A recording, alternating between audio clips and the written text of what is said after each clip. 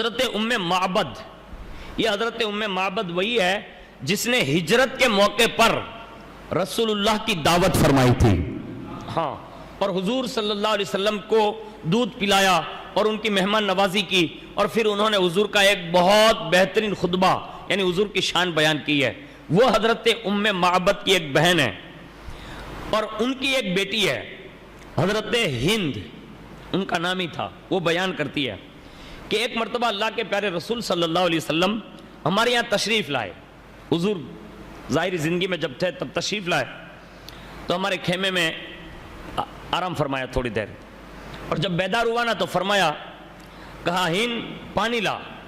حضور نے وضو کرنے کے لیے پانی منگوایا، تو سب سے پہلے اپنے ہاتھوں کو دھویا، اور ہاتھوں کو دھونے کے بعد حضور نے کلی فرمائی خیمے سے باہر۔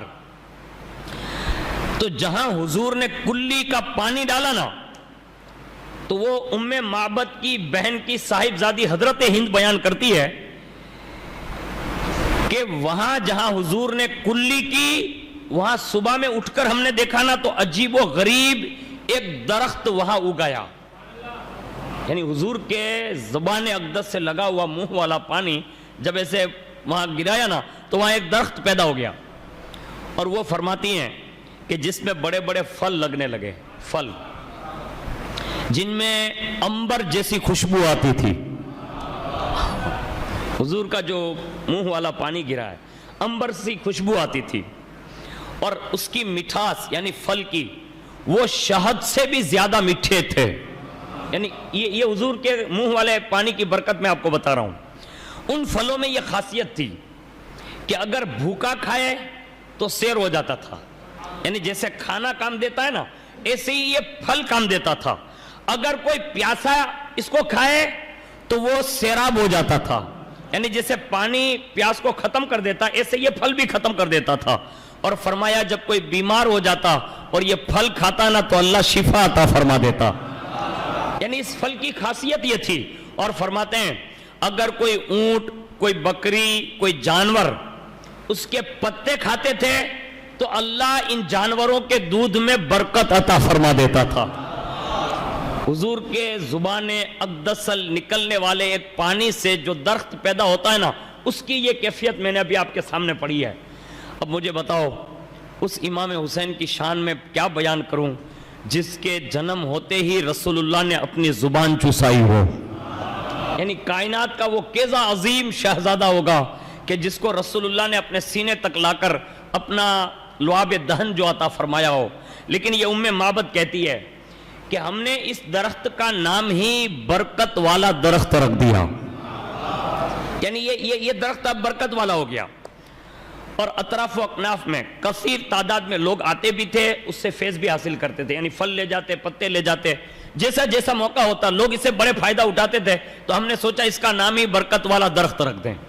ہاں، اب یہ وہ خود فرماتی ہیں کہ اچانک ہم نے ایک صبح میں دیکھا نا تو اس درخت کے تمام پھل گر گئے، سارے پھل اچانک گر گئے، پتے جو تھے نا وہ سوکھے ہو گئے۔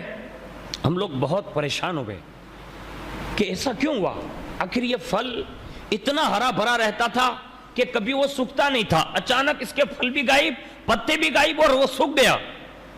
لیکن وہ حضرت ہند بیان کرتی ہے جس دن یہ درخت سوکھا اور پھل گرے نا، ہم کو اسی دن اطلاع ملی کہ مدینۃ الرسول میں رسول اللہ کا وصال ہو گیا تھا، یعنی حضور جس دن دنیا سے گئے نا اس دن یہ درخت جو تھا نا اس پر یہ کیفیت بیتی۔ ہاں، یعنی وہ درخت نے حضور کے وصال کے غم میں اپنے پھل گرا دیے، اپنے پتے گرا دیے، اور اس نے ایک حضور کی جدائی کا اپنا جو اظہار تھا نا وہ کیا۔ پھر فرماتے ہیں چند روز ہوئے نا تو درخت میں نئے پتے بھی آ گئے، پھل بھی آ گئے، یعنی حضور کے وصال کے بعد۔ وہ کہتے ہیں کہ حضور کے وصال کے بعد پھل ضرور آئے لیکن کم آئے، یعنی تھوڑے تھوڑے آئے، پتے بھی آئے۔ پھر فرماتے ہیں کہ اس واقعے کے ہونے کے بعد 30 برس بیت گئے۔ کتنے؟ 30 برس۔ اس کے بعد اچانک ہم نے دیکھا کہ درخت میں تنے سے لے کر اوپر کی شاخ تک اس میں کانٹے پیدا ہو گئے، یعنی پہلے کانٹے نہیں تھے، اس درخت میں کانٹے نہیں تھے، کانٹے پیدا ہوئے باقاعدہ۔ اور پھل جتنے تھے نا وہ گر گئے. ہم لوگوں کو بھی تشویش ہوئی کہ یہ پھل جو تھا نا وہ کانٹے دار نہیں تھا, پھلدار تھا لیکن کانٹے نہیں رکھتا تھا. وہ اچانک یہ کانٹے کیسے پیدا ہو گئے؟ اس کے بعد فرماتے ہیں ہم نے تشویش کی کہ آخر کوئی واقعہ دنیا میں ایسا ہوا ہے جس کی وجہ سے یہ مرحلہ اس درخت کے ساتھ پیش آیا. روایت میں لکھا ہے کہ جب ہم نے پتہ لگایا نا تو ہمیں پتہ لگا کہ 30 سال کے بعد حضرت مولا علی کی شہادت اس دن ہو گئی تھی. یعنی مولا کائنات جب دنیا سے گئے تو پھر یہ درخت کی یہ حالت ہو گئی. یعنی غم شہادت مولا کائنات میں یہ درخت نے بھی یہ غم محسوس کیا.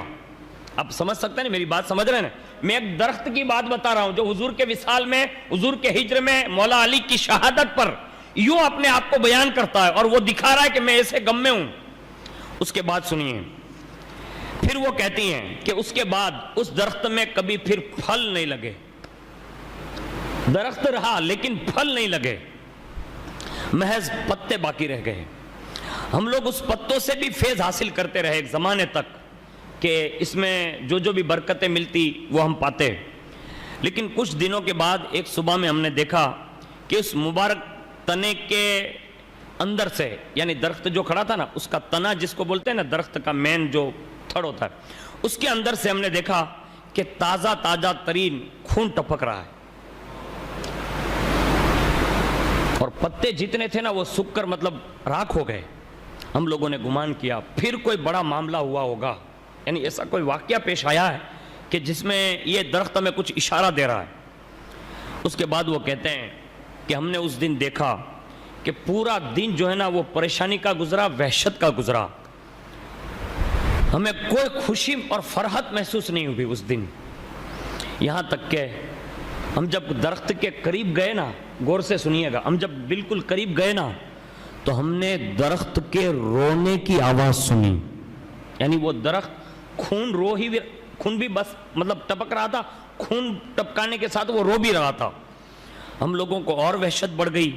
یہاں تک کہ وہ حضرت ہند کہتی ہے کہ 2 دن مکمل ہوئے نا, اس کے بعد ہمارے پاس یہ خبر پہنچی کہ یعنی 12 محرم کو کہ ہمیں یہ پتہ چلا کہ 10 محرم کو امام حسین کو شہید کر دیا گیا ہے. یعنی یہ غم حسین میں رونے والا میں نے ایک درخت آپ کے سامنے پیش کیا ہے.